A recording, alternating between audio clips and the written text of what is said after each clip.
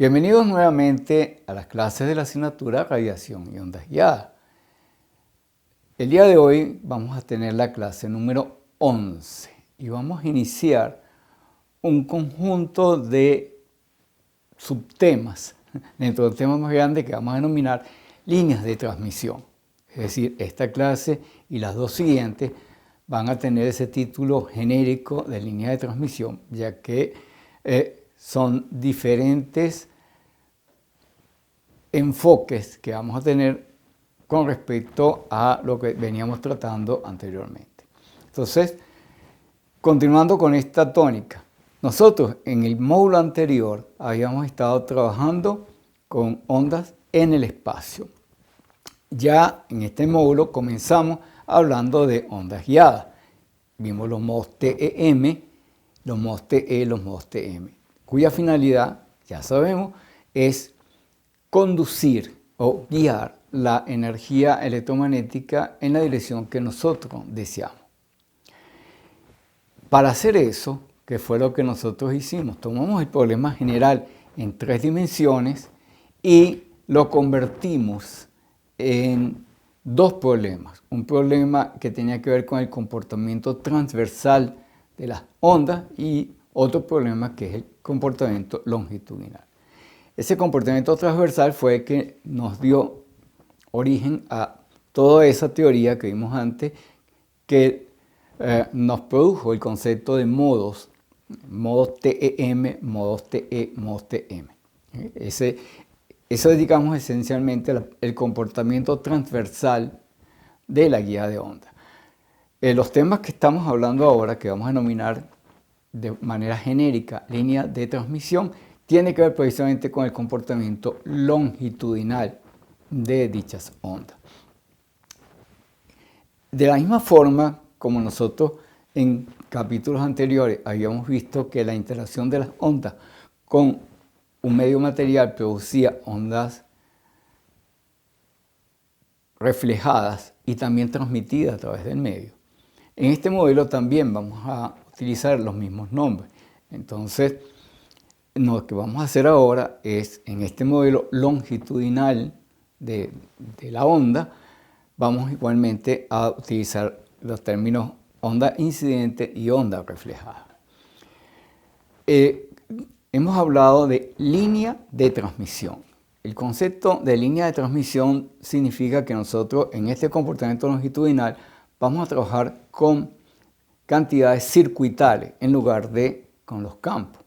O sea, en lugar de trabajar con un problema tridimensional como hemos hecho hasta ahora, dijimos, lo partimos en 2 partes, una el comportamiento transversal, que es en 2 dimensiones, y ahora el comportamiento longitudinal, que es en 1 dimensión. Y por tanto, este comportamiento longitudinal se va a prestar para hacer un modelo circuital, que, de nuevo, es una simplificación del mundo real. ¿Okay? Todos los modelos son siempre una simplificación. Entonces, este modelo circuital funciona bastante bien en la mayoría de las situaciones, pero entendamos que todo modelo tiene limitaciones. Entonces, este modelo circuital nos va a permitir tener una representación simple de fenómenos que ocurren en la naturaleza en 3 dimensiones, o más bien diríamos en 4, ¿okay? Y que ahora lo hemos restringido exclusivamente a una sola dimensión. Muy bien, entonces vamos a hacer un poquito de memoria de lo que veníamos anteriormente trabajando. Teníamos los campos. Cuando nosotros estudiamos hace muy poco los modos transversales electromagnéticos, nosotros teníamos conductores. Y si nosotros integramos los campos, podíamos obtener variables circuitales que estarían representando, digamos, el comportamiento de esos conductores. Particularmente, si integramos el campo eléctrico, podíamos hallar una diferencia de potencial entre esos conductores. Y a su vez, si nosotros hacíamos la circulación del campo magnético, podíamos encontrar la corriente que estaba circulando por esa estructura. Ahí, en ese caso, tenemos variables reales, o sea, cantidades que podemos medir directamente sobre esas estructuras. En el caso de modos inhomogéneos, no es posible definir equipotenciales. Por tanto, no es posible colocar un instrumento de medición para hallar la diferencia de potencial entre los extremos de una guía de onda, por ejemplo. ¿Okay? Entonces, nosotros a lo sumo lo que podemos hacer es producir unas variables ficticias, unas variables circuitales ficticias obtenidas de la integración de los campos a través de una trayectoria particular. Porque precisamente como no hay equipotenciales, el camino de integración va a determinar en última instancia el resultado de esa integración.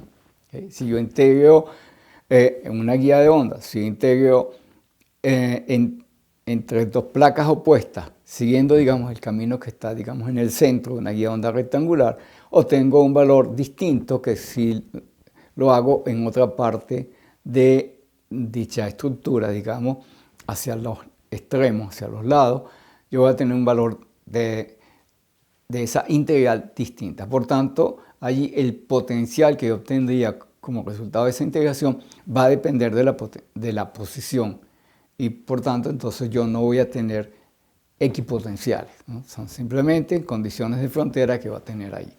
Entonces, en esos casos, cuando se trata de modos inhomogéneos, como los que tendríamos en el caso de una guía de onda, no es posible definir variables reales, sino podemos definir unas variables ficticias, que sin embargo podemos trabajarlas como un paso intermedio, como un cambio de variables, vamos a decir así, para obtener un problema sencillo que luego, cuando queramos volver a la realidad, debemos simplemente desandar el camino, desandar el cambio de variable y regresar otra vez a los campos, que es lo que en realidad existe. ¿Okay? Esas cantidades circuitales que yo he puesto allí son ficticias. Bueno, el modelo de línea de transmisión se desarrolla básicamente desde el siglo XIX, ¿okay? Cuando comienzan a existir ya las primeras aplicaciones de la electricidad. Y en particular, ese modelo tenía que ver cuando utilizamos la electricidad para telecomunicaciones. ¿Okay? En las primeras aplicaciones de la electricidad fueron básicamente para iluminación. Posteriormente se utilizó la electricidad para accionar motores, es decir, para hacer trabajos mecánicos. Pero solamente es a partir de la invención del telégrafo donde aparece la aplicación de telecomunicaciones para nosotros. Y justamente para poder entender qué es lo que pasaba en una situación como la del telégrafo, fue necesario utilizar un modelo que es el que vamos a estar abordando aquí, que denominamos la línea de transmisión. Las líneas en general, estos conductores de que estamos trabajando acá, los utilizamos hoy día no solamente en telecomunicaciones, digamos, para conectar un teléfono de casa a la central telefónica, sino en otras situaciones, porque inclusive en la transferencia de energía, cuando nosotros tenemos distancias grandes, como por ejemplo tenemos una central hidroeléctrica ubicada en Guri y tenemos que traer la energía hacia Caracas, las distancias son grandes y los fenómenos que se presentan en esas estructuras tienen que ser abordados bajo el modelo de línea de transmisión, ya no simplemente un par de conductores simples que como podíamos tener una batería y una carga, sino que ahora tenemos que tomar en cuenta precisamente como son efectos transitorios, como tenemos señales ondulantes, entonces se comportan como línea de transmisión de telecomunicaciones, solo que ahora estamos utilizando para transportar energía desde los centros de generación hasta los puntos de consumo. También tenemos estos modelos de línea de transmisión, no solamente se utilizan para la parte de comunicación de voz, sino también para datos. Nosotros vamos a tener ahí en las redes de área local, donde vamos a tener cables que interconectan los puntos, digamos, que están en la pared, donde nosotros conectamos nuestras computadoras con los switches que nos traen la señal de datos desde la red hasta nuestros computadores. Muy bien. Ya que estamos hablando de línea de transmisión, ¿cuál es el modelo? Bueno, para hacer un modelo tenemos entonces que agarrar la realidad y agarrar un pedacito de ella. Hacemos una abstracción, agarramos un pedacito de la realidad y con eso es que se construye el modelo. En el caso de la línea de transmisión, siendo que es un modelo circuital, tenemos que pensar entonces en cómo llevamos los efectos de la vida real, del campo, al caso circuital. Por ejemplo, en un cable yo voy a tener que, si hago circular una corriente a través del cable, en ese cable yo voy a observar una oposición al paso de corriente que estaría representada en primera instancia por la resistencia del cable. También tenemos otro efecto circuital, que es que si la señal es variable en el tiempo, las líneas de campo magnético que rodean al conductor van a producir una tensión contrainducida, por lo que entonces también vamos a poder representar esto por una inductancia en serie, ¿verdad? Una resistencia y una inductancia en serie. Y también nos sucedería que debido a que los cables que yo tengo están a una cierta distancia y existe una diferencia potencial entre ellos, también es posible justamente que nosotros tengamos una carga que esté en cada uno de esos conductores, y si yo relaciono la carga con la diferencia de potencial, eso lo puedo hacer a través de un efecto capacitivo, es decir, va a haber una cierta capacitancia entre las líneas. Por último, yo voy a tener que el dieléctrico que soporta a esos conductores pudiese tener algún tipo de resistencia, digamos, de fuga. Más bien, en este caso hablamos de una conductancia de fuga. Algo de corriente pudiera pasar a través del dieléctrico entre los conductores, y eso lo podemos también incluir en el modelo. El único problema es que eso no está concentrado en un solo punto. Esas 4 cantidades que yo he mencionado están distribuidas a lo largo de todo el cable. Entonces lo que nosotros vamos a hacer en nuestro modelo es, como tenemos en el dibujo que está en pantalla, es considerar una cierta longitud del cable, ¿okay?, en la cual discretizamos esos valores que yo acabo de mencionar. Entonces, en una cierta longitud del cable que tendría, digamos, una longitud que vamos a denominar delta Z, nos vamos a conseguir que va a haber una cierta resistencia que vamos a representar en este caso por una R por delta X, donde esta R representa resistencia por unidad de longitud. Así que al multiplicar por la delta que nosotros tenemos ahí, tenemos un valor resistivo en ohms. De la misma manera podemos definir una inductancia por unidad de longitud, y entonces lo incluiríamos en el modelo multiplicando ese valor L de inductancia por unidad de longitud multiplicado por la longitud de ese pedacito de línea que yo estoy modelando. Y de la misma forma también sucedería con la capacitancia y con la conductancia de fuga. Así que ese modelo que yo tengo acá, que es una abstracción de la realidad, lo he puesto así en pequeño, en esa delta de X. Si lo observamos de cerca, pues en realidad es un cuadripolo. Así que nosotros en ese cuadripolo, nosotros vamos a poder observar qué es lo que pasa cuando la tensión y la corriente que pasan a través del cuadripolo, cómo se modifican a la salida. Así que entonces observen ustedes en el dibujo que del lado izquierdo yo tengo una tensión V y una corriente I que estoy aplicando al cuadripolo.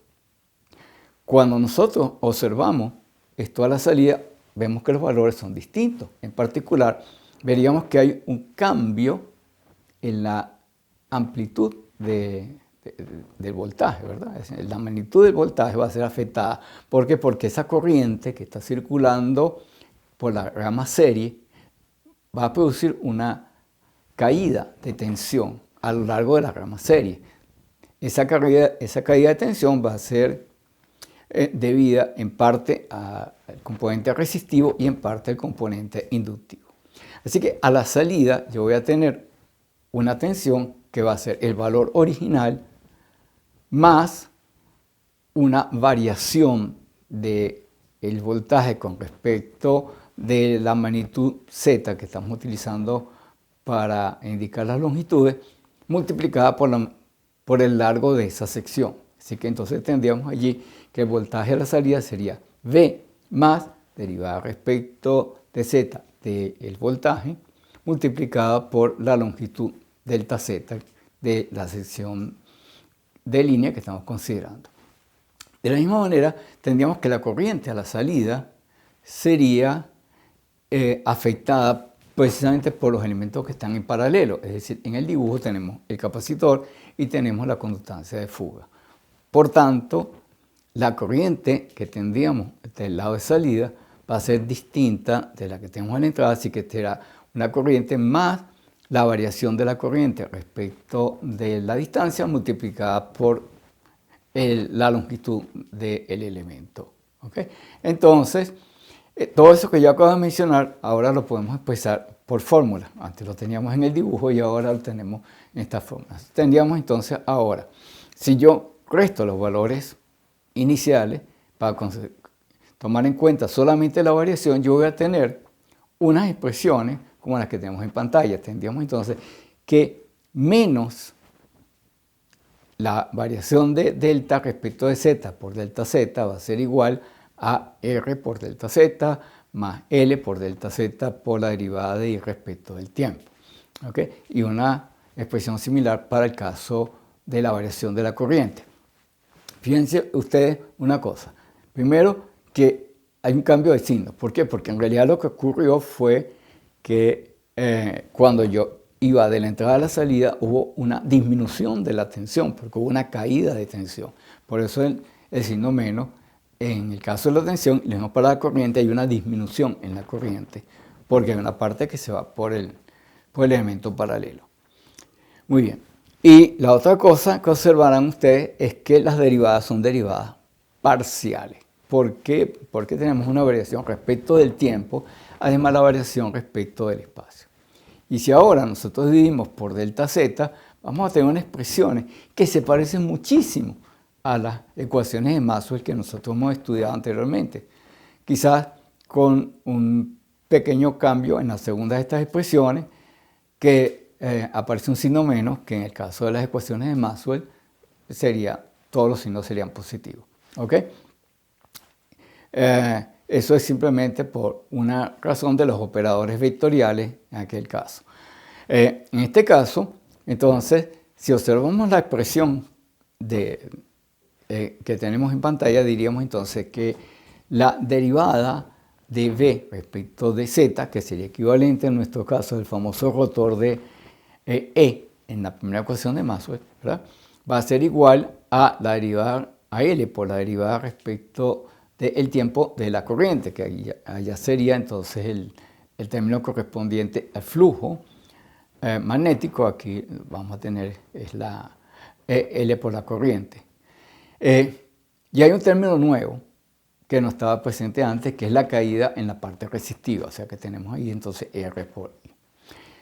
Esas expresiones que yo tengo, como dije, son muy parecidas a las que teníamos con las ecuaciones Maxwell, así que ya nosotros podemos intuir que el resultado de esto van a ser ondas, es decir, ondas en movimiento, algo que me relaciona el tiempo con el espacio de la misma forma como lo habíamos hecho en las primeras clases de este curso. Muy bien, entonces, el siguiente paso que nosotros vamos a hacer aquí, que vamos a sustituir la variación en el tiempo, ¿verdad? Así genérica, la vamos a sustituir para el caso de una forma de onda particular, como también hemos hecho en clases anteriores. Esa forma de onda particular es una sinusoide, en cuyo caso entonces nosotros podemos recurrir a la representación fasorial. La ventaja de esto es que entonces todas las derivadas respecto del tiempo se convierten en una multiplicación por j omega. Así que entonces ahora tenemos en pantalla las mismas ecuaciones anteriores pero escritas en términos de fasores. Diríamos entonces que la derivada, fíjense que ahora es derivada total, la derivada de voltaje respecto de la distancia va a ser igual a R por I más J omega L I. Y esos dos términos que anteceden a la corriente los podemos poner juntos. Pudiéramos escribir esto R más J omega L que multiplica a I. Y esa cantidad le vamos a poner la letra Z como una impedancia, pero que es lo que vamos a denominar impedancia longitudinal, impedancia serie longitudinal de la línea de transmisión. En el caso de la segunda ecuación, diríamos que la derivada menos la derivada de la corriente respecto de Z va a ser igual a la conductancia por el voltaje más J omega la capacitancia por el voltaje. De nuevo, juntamos términos de conductancia y de capacitancia, los estamos en un solo elemento que multiplica el voltaje y de esa manera definimos una cantidad que vamos a denominar Y, que sería admitancia longitudinal de la línea de transmisión. Este es una admitancia paralelo, ¿verdad? Que corresponde a la gama paralelo de ese modelo de la línea de transmisión. Así que, de nuevo, se parecen a las ecuaciones de Maxwell que hemos trabajado anteriormente en su representación fasorial. Muy bien. ¿Qué es lo que vamos a hacer? Vamos a volver a derivar. Por ejemplo, tomemos la derivada del voltaje. Ya teníamos anteriormente, la volvemos a derivar. Y entonces tendríamos una derivada segunda del voltaje respecto a Z dos veces.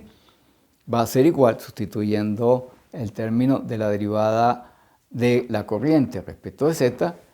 Entonces tendríamos ahí que sería derivada segunda del voltaje respecto de Z menos Z por Y por el voltaje.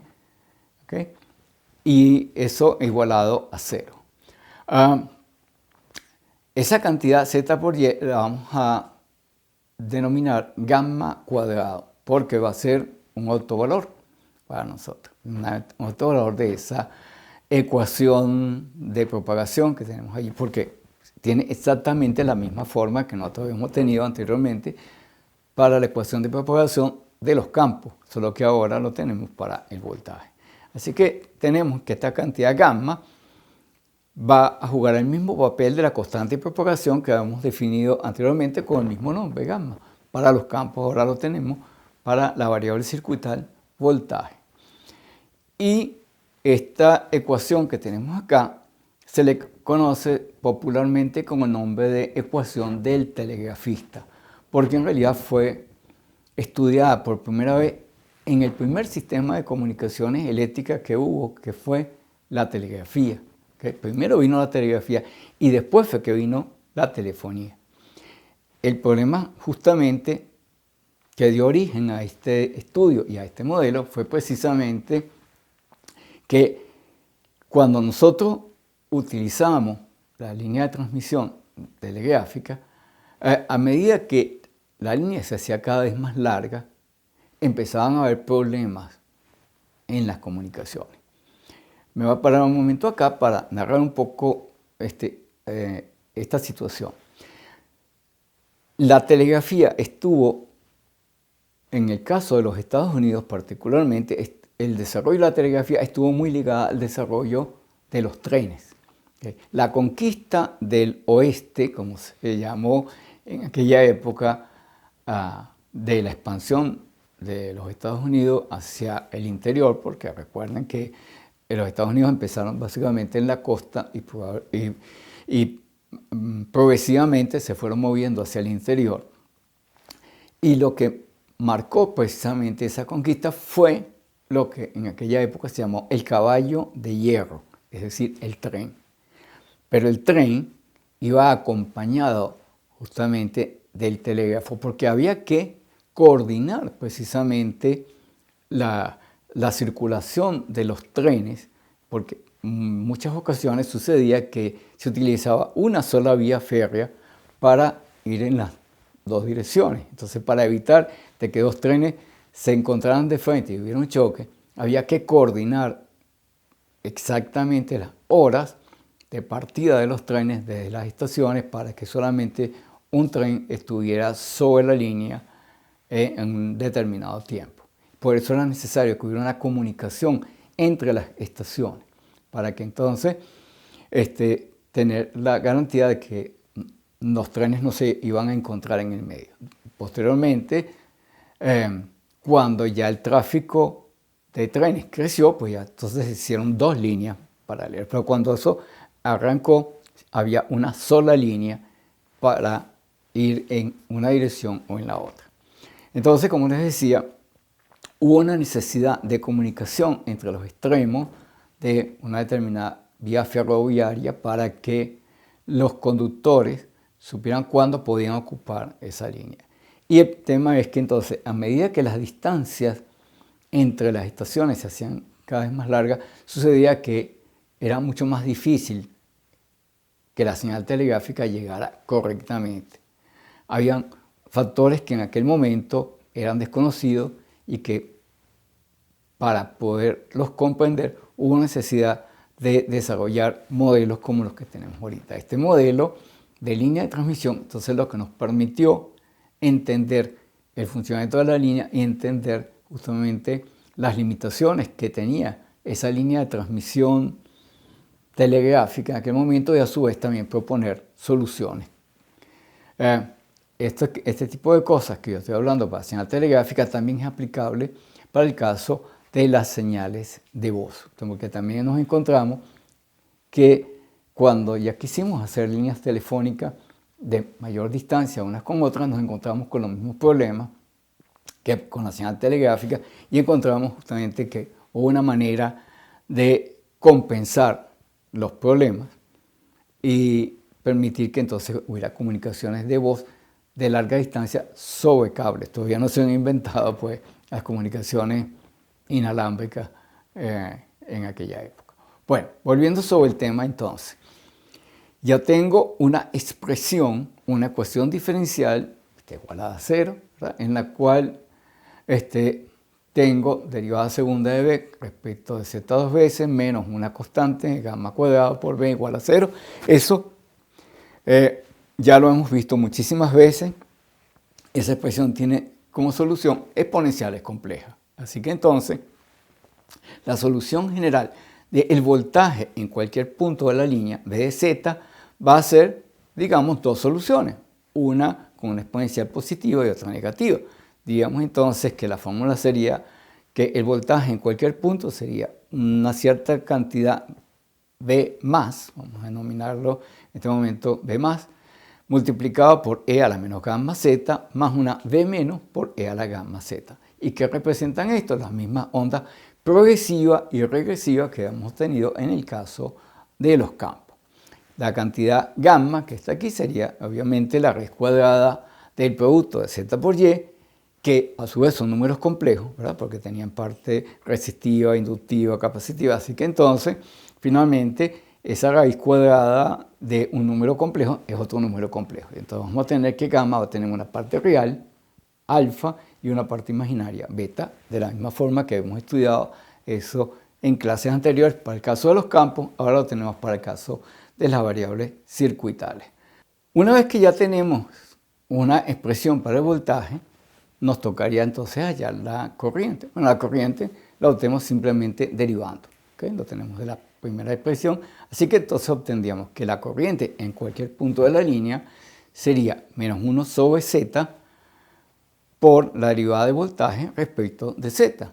Así que finalmente, después de haber visto una cantidades intermedias, obtenemos una expresión que me dice que la corriente en cualquier punto z va a ser igual a la constante gamma dividida por z, la impedancia longitudinal, por el voltaje V+, que sería el voltaje incidente. Ya vamos a empezar a utilizar esta nomenclatura, ¿verdad? V+ por la exponencial sería el voltaje incidente, entonces E a la menos gamma z para la onda incidente, menos gamma sobre z por V- por E a la menos, por E a la más gamma z, que sería, digamos, la onda regresiva. Que como ya tenemos, digamos, la experiencia anteriormente, esa onda progresiva y regresiva la hemos denominado onda incidente y reflejada. ¿Por qué la onda regresiva es ocasionada por algo a lo largo de la propagación de la onda que produce una reflexión, una señal que viene hacia atrás? Es decir, en el caso de la línea de transmisión puede haber cualquier discontinuidad, cualquier cosa a lo largo de la línea que puede producir justamente esa onda regresiva, y por tanto a esa onda regresiva le vamos a dar el nombre de onda reflejada. Entonces, la corriente total será la suma de una incidente, función de z, más una reflejada también función de Z. ¿Okay? De manera similar a como lo hicimos en el caso de la línea de transmisión, o sea, de la guía de onda de placas paralelas, donde habíamos definido una impedancia característica como el cociente de la tensión incidente entre la tensión reflejada, pues aquí lo podemos hacer en este modelo circuital. Diríamos entonces que esta impedancia característica va a ser igual a B más entre B menos, perdón, B más entre I más, y va a ser igual a B menos entre I menos. Es decir, la impedancia característica es igual tanto para la onda incidente como para la reflejada. Y al hacer las cuentas, al dividir el valor de la impedancia longitudinal entre gamma, obtengo entonces que la impedancia característica va a ser igual a raíz cuadrada de R más J omega L sobre G más J omega C. Muy bien, entonces, como decíamos, en el caso de los campos, nosotros nos habíamos conseguido que en la interacción del campo con la materia se producía transmisión y también una reflexión. En el caso de la línea de transmisión, entonces vamos a utilizar también por analogía los mismos términos. Ya yo vengo utilizando el término incidente y reflejada. Es precisamente porque a lo largo de la línea de transmisión puede haber algo. Ese algo lo vamos a definir luego qué es, pero que me pueda producir en parte una reflexión hacia atrás y en parte una transmisión hacia adelante. Entonces, vamos a definir en este caso, y ahí sí vamos a tener una pequeña diferencia con respecto de los modelos anteriores, donde no hacíamos distinción entre campo eléctrico y campo magnético a la hora de hablar de reflexión. En este caso sí vamos a establecer una diferenciación. Vamos a definir un coeficiente de reflexión de voltaje. Ese coeficiente de reflexión de voltaje lo vamos a representar con la letra gamma mayúscula. Va a ser el cociente de la tensión reflejada entre la tensión incidente que habíamos definido en las láminas anteriores. Y de la misma manera vamos a definir un coeficiente de reflexión de corriente como la relación de la corriente I menos, la corriente reflejada, entre la corriente incidente. Si comparamos esto con las ecuaciones, nos vamos a encontrar precisamente que debido a que la corriente reflejada tiene signo opuesto que el voltaje reflejado, también va a suceder que el coeficiente de reflexión de la corriente va a ser distinto que el de voltaje, y específicamente van a ser distintos en signo. Por tanto, entonces, el coeficiente de reflexión de voltaje va a ser igual a negativo del coeficiente de reflexión de corriente. Fíjense que aquí hay una diferencia con respecto a los modelos anteriores, donde nunca habíamos hecho una distinción entre el coeficiente de reflexión, digamos, para el campo eléctrico o para el campo magnético. ¿Okay? En este caso, sí tenemos que tomar en cuenta esto. Bien, entonces, otra de las cosas que ya vimos en las expresiones anteriores es que estas tensiones incidentes y reflejadas son funciones de posición. ¿Okay? Entonces, vamos a expresar esto, digamos, cuando vimos las soluciones de las ecuaciones. Diríamos que la tensión incidente en cualquier punto Z va a ser igual a un valor inicial, llamemos B sub 0 más, en lo que tomemos como origen de coordenada, multiplicada por la exponencial, es a la menos gamma Z. Y de la misma manera, diríamos que para el caso de la tensión reflejada, diríamos que B menos de Z va a ser igual a un valor inicial, B sub 0 menos por E a la gamma Z. Entonces, cuando yo hago el cociente de la tensión reflejada entre la tensión incidente, ¿verdad?, el coeficiente de reflexión que obtengo también va a ser función de posición, puesto que los dos términos del cociente son funciones de posición. Es muy distinto a cuando yo tenía solamente los campos incidentes solo o los reflejados solo.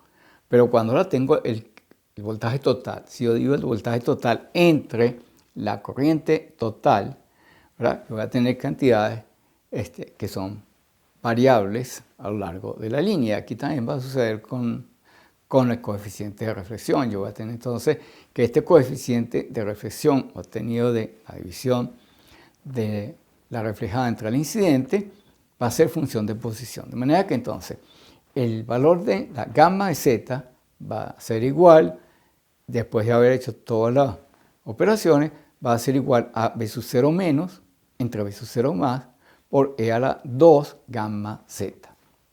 Es decir, nosotros vamos a tener que el valor del coeficiente de reflexión en cualquier punto va a ser igual a un cierto valor inicial, que es el cociente de la tensión incidente de la reflejada al comienzo de nuestro origen de coordenada, multiplicado por un exponencial que en este caso será e a la 2 gamma z, porque aparece, digamos, el efecto dos veces.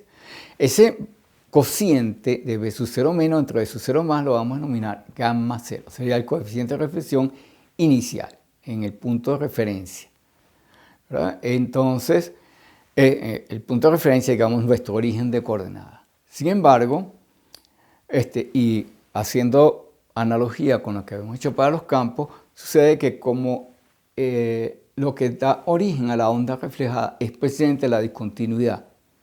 En el caso anterior era la interfaz entre el aire y el medio. Aquí en este caso, en el caso circuital, nosotros debíamos tener algo que termina la línea, sería una carga. Esa carga entonces va a ser el origen de la reflexión, porque es lo que va a producir un cambio en las condiciones de la onda que se está propagando, de manera que se puede producir esa onda reflejada. Entonces, es conveniente tomar entonces que el origen de nuestro sistema coordenado sería mejor colocarlo en la carga y medir hacia atrás, medir a partir de la carga hacia atrás. Por tanto, vamos a hacer un cambio de variables, vamos a convertir la z en menos d, donde d es la distancia que hay desde la carga hacia atrás, hasta el punto de observación donde nosotros estamos observando esto. Es algo similar a lo que hemos hecho anteriormente. Bueno, de esa forma, entonces, si nosotros ahora colocamos el gamma 0 en la carga, nosotros tendríamos una expresión como la que tenemos en pantalla, que diría que el coeficiente de reflexión a una distancia d va a ser igual al coeficiente de reflexión en el origen, que ahora en este caso está en la carga, por e a la menos 2 gamma d. Fíjense que hay un cambio en el signo del exponente, por el cambio de variables que hicimos anteriormente. ¿Okay? Debido a que gamma tiene parte real y parte imaginaria, nosotros pudiéramos también separar estos efectos. En particular, si llamamos ρ el módulo del coeficiente de reflexión, tendríamos que el valor de ρ a la distancia d sería el valor de ρ a en la referencia, en la carga, por e a la menos 2 alfa d. Y en caso del ángulo, sucedería que el ángulo del coeficiente de reflexión en el punto D, a la distancia D de la carga, sería el valor en la carga menos 2 beta por D, ¿okay? Donde alfa y beta, recuerden, son la parte real imaginaria de gamma. ¿Okay? Así que entonces, una vez que nosotros estudiamos esto, vemos que a medida que nosotros nos alejamos de la carga, el ángulo del coeficiente de reflexión se hace cada vez más negativo. Muy bien, hemos visto también cuando vemos los campos que si yo tengo dos ondas que viajan en direcciones opuestas, la interferencia de ellos produce una onda estacionaria. El patrón que se forma en el espacio, esto entonces lo vamos a denominar patrón de ondas estacionarias. Sería entonces cómo es la variación, en este caso del voltaje, a medida que yo considero distintos puntos a lo largo de la línea. Pero como tenemos dos coeficientes de reflexión, uno para el voltaje y otro para la corriente, nos vamos a conseguir con que hay dos variaciones y en cierta manera opuestas a lo largo de la línea. Es decir, tendríamos dos patrones de onda estacionaria. Un patrón de onda estacionaria de voltaje y un patrón de ondas estacionarias de corriente, porque los coeficientes de reflexión ya hemos dicho que son uno el negativo del otro. Para representar estas cosas, pues vamos a hacer uso de una gráfica. Entonces, pero primero vamos a definir una cierta cantidad. Vamos a denominar tensión normalizada el valor de la tensión total en un punto D con respecto a la tensión incidente en el mismo punto. Si hacemos el cociente, vemos que obtenemos una expresión que sería el módulo de 1 más gamma en ese mismo punto D. Lo que quiero hacer con esto es simplemente tener una expresión que dependa única y exclusivamente del coeficiente de reflexión y no dependa de los valores de las tensiones.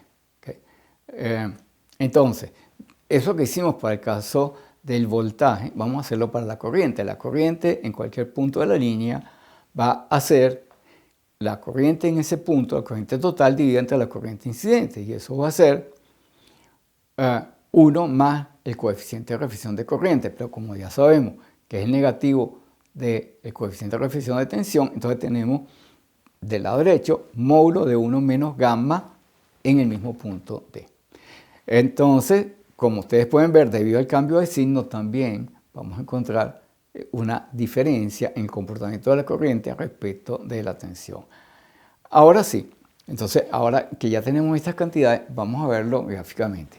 Nosotros hemos colocado en la pantalla un dibujo que es justamente esos patrones de ondas estacionarias a que hemos hecho referencia hace un momento. Lo que está pintado en azul, por ejemplo, podría ser la onda estacionaria para, digamos, la onda para el caso del voltaje, ¿verdad? Y lo que estaría pintado en color fucsia sería la onda estacionaria para la corriente. Y fíjense ustedes que en cierta manera son opuestos una de la otra. Cuando alcanzamos el máximo de la corriente, será más bien un mínimo de tensión y viceversa. Para poder entender eso, hemos puesto del lado izquierdo justamente los vectores, porque lo que sucede es que las cantidades que están involucradas pues son fasores, ¿verdad? Que los representamos vectorialmente, así que van a tener un módulo y un ángulo. Entonces, ¿qué es lo que sucede? Aquí vamos a poner un caso ideal donde tenemos una línea de transmisión donde no hay pérdida, es decir, que alfa vale 0. Solamente tenemos beta. Entonces, lo que sucede es que a medida que yo me alejo de la carga, fíjense que al eje horizontal hemos puesto las cantidades en negativo para decir que yo me estoy alejando de la carga. En el caso de la carga, ¿verdad? Yo tengo un determinado valor de tensión total y corriente total que son debidos precisamente a los coeficientes de reflexión que hemos mencionado anteriormente. Entonces, a medida que yo me alejo de la carga, lo que sucede es que el ángulo se hace cada vez más negativo, es decir, que se mueve, digamos, en la dirección de las agujas del reloj. Tanto para el coeficiente de reflexión gamma, que sería el de voltaje, como para el coeficiente de reflexión menos gamma, que sería el coeficiente de reflexión de corriente. Así que ambos vectores, ¿verdad?, se van moviendo a medida que yo me alejo de la carga. Y justamente la cantidad que yo estoy representando es la magnitud del vector suma o resta, dependiendo de cuál de las dos cantidades estoy considerando allí. Entonces, lo que va a suceder es que esto va a alcanzar un valor máximo, que sería 1 más ρ, donde ρ es el módulo del coeficiente de reflexión, y un valor mínimo que sería 1 menos ρ, ¿okay?, de las cantidades normalizadas. Lo que está pintado aquí son cantidades normalizadas. Ese dibujo que está allí se le llama frecuentemente diagrama de manivela, porque se parece precisamente a esa pieza mecánica que llamamos la manivela en muchos aparatos, como por ejemplo en los motores de los carros, ¿no? O sea, tenemos una pieza que llamamos biela manivela, ¿okay? Entonces la manivela sería equivalente precisamente a esa pieza que rota en el caso del carro, ¿verdad? Entonces es que transfiere el movimiento del pistón a el cigüeñal para hacer el movimiento rotativo en el caso del carro. Bueno, algo así tenemos con esta pieza. Es decir, ese vector 1 representaría el voltaje incidente o la corriente incidente, y sobre ello precisamente tengo estas reflexiones cuyo módulo no cambia, pero sí cambia su ángulo, y al cambiar el ángulo el valor de la suma es diferente a medida que yo me alejo de la carga. Y por eso es que se producen esas tensiones máximas y mínimas que tengo allí. En ese diagrama que tenemos, hay algunas cosas importantes que vale la pena destacar. Es que el valor del máximo y del mínimo, ya lo hemos mencionado, vale 1 más ρ sobre 1 menos ρ. Hay una cantidad importante que vamos a denominar el ROE. En inglés lo pone como SWR, ¿okay? Standing Wave Ratio. Esa cantidad es el cociente del valor máximo entre el valor mínimo, es decir, 1 más ρ entre 1 menos ρ. En el caso que estamos observando en pantalla, que tenemos una línea sin pérdida, el valor de ese cociente es constante, es decir, el valor del ROE es constante a todo lo largo de la línea, porque la línea es sin pérdida. Sin embargo, más adelante veremos el caso de las líneas con pérdida, que el valor de ROE cambia a medida que yo me alejo de la carga. En general, lo que va a suceder es que muy cerca de la carga el valor del ROE será grande y en el caso de la línea con pérdida, el valor del ROE se va haciendo más pequeño a medida que yo me alejo de la carga. Por los momentos vamos a mantener este modelo sencillo de la línea sin pérdida en lo que resta de esta clase y un poco en la clase subsiguiente, para luego en la tercera clase sí ya considerar pues, esto con un poco más de generalidad. Bueno, veamos entonces ahora qué ocurre. Bueno, hemos dicho el ROE es el cociente de 1 más ρ entre 1 menos ρ. El resultado que nosotros vamos a tener ahí va a depender de si la línea es con pérdida o sin pérdida. Volvamos un poquito hacia la impedancia de entrada de la línea. Bueno, estamos utilizando la letra Z otra vez, pero no es el mismo valor de la Z que teníamos en el modelo que denominamos impedancia longitudinal. Esta Z que está aquí es una impedancia de Thevenin, es la impedancia que estoy viendo a la entrada de la línea en un punto cualquiera. Así que si yo divido el voltaje entre la corriente en un punto dado de la línea, voy a tener una impedancia Z de D, porque es dependiente de la distancia. Si yo sustituyo los valores, el valor que obtendría sería igual a la impedancia característica multiplicada por 1 más gamma en el punto D, dividido entre 1 menos gamma de D. ¿Okay? Así que la cantidad Z0 que aparece ahí es la misma impedancia característica y lo que pasa es que estamos utilizando esta notación porque es, digamos, lo más común que nosotros vamos a estar utilizando en la vida práctica. Muy bien, entonces, así como nosotros normalizamos la tensión en la corriente para hacer el dibujo anterior del patrón de onda estacionario, vamos a normalizar las impedancias, dividiendo cualquier impedancia que haya en el modelo que estamos estudiando, dividiéndola entre impedancia característica, que ya estamos utilizando ahora con el nombre de Z0.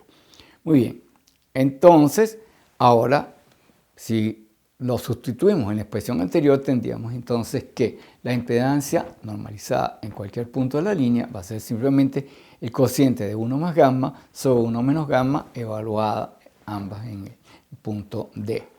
Muy bien. Eso, entonces, lo hemos representado aquí en forma circuital en este dibujo. Fíjense ustedes. Tengo una carga que hemos denominado ZL, todo en letras minúsculas allí, con excepción de la impedancia característica que la pusimos en letra mayúscula, pero estamos asumiendo esta impedancia característica, en este caso, como unidad, porque todo se está dividiendo entre ese valor. Bien, entonces, tengo un trozo de línea de longitud D y yo estoy observando esto desde la entrada, es decir, sería un enfoque de Thevenin. Lo que yo observo en los terminales de entrada es producido por algo que está allá atrás y que yo lo único que estoy observando aquí es la relación de ellos. Eso que está allá atrás es precisamente esa impedancia de carga, pero que está a una distancia D. Entonces, el próximo paso es decir, bueno, ¿cuánto vale la impedancia de entrada en función de la impedancia de carga y de esa distancia? Muy bien, entonces, bueno, lo que vamos a hacer es hallar cuánto vale el coeficiente de reflexión en la carga. Vamos a trasladar ese coeficiente de reflexión a la entrada y luego vamos a convertir eso nuevamente en impedancia. Bueno, fíjense, nosotros teníamos que en el caso, si tomamos la expresión anterior, diríamos que el valor de la impedancia en la carga sería 1 más gamma de la carga, vamos a llamarlo gamma L, dividido entre 1 menos gamma L. Entonces, despejemos cuánto vale esa gamma L. Gamma L sería entonces la Z de carga menos 1 sobre la Z de carga más 1. Ahora, vamos a llevarnos eso a la entrada.